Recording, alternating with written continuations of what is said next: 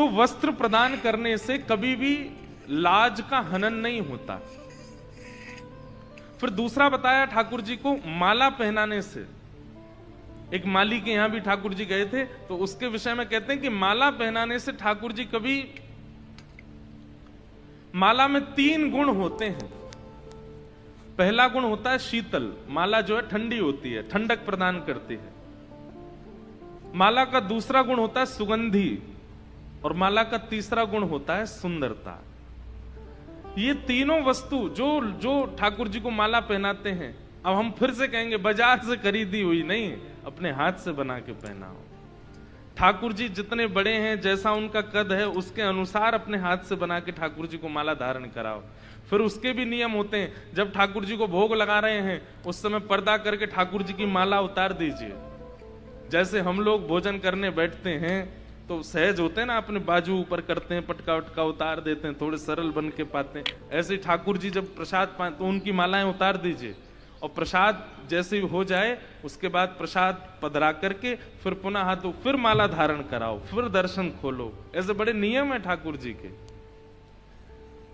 तो माला धारण कराने से शीतलता प्रदान करते हैं ठाकुर जी। इसको ठंडा रखेंगे फिर जो नित्य माला धारण कराते हैं।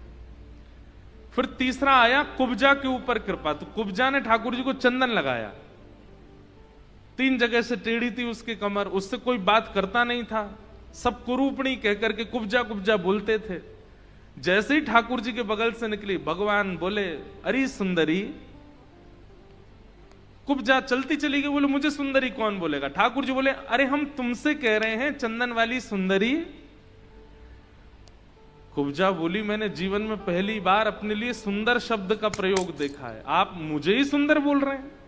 बोले हाँ, आप सुंदर को सुंदर नहीं बोलूंगा तो क्या बोलूंगा।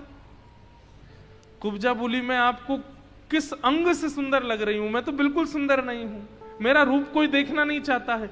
महाराज कंस को मेरे हाथ का घिसा चंदन प्रिय लगता है, वो भी चंदन लगवाते हैं तो नजर नीची करके, मेरा मुख नहीं देखते, मैं इतनी सुंदर नहीं हूं।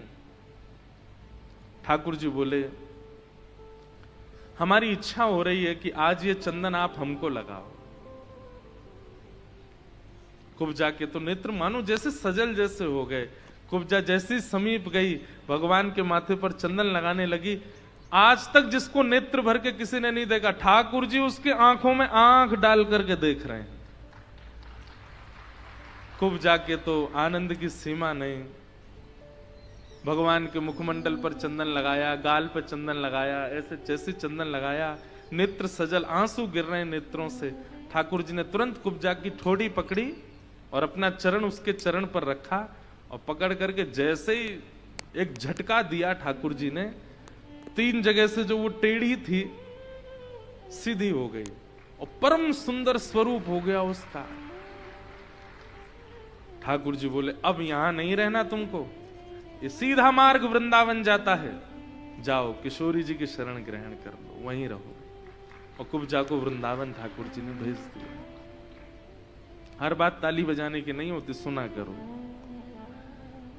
चंदन अर्पित करने से ठाकुर जी बाह्य नहीं आंतरिक सौंदर्य प्रदान करते हैं। कई लोग वो रूप से गोरे नहीं हैं, कई लोगों की नैन नक्श इतने सुंदर नहीं है, मतलब बाह्य सुंदरता नहीं होती, पर वो व्यक्तित्व इतना सुंदर होता है कि उसके समीप बैठना, उससे बात करना, उसके साथ बोलना, उससे कुछ सुनना, उसको कुछ सुनाना अच्छा लगता है।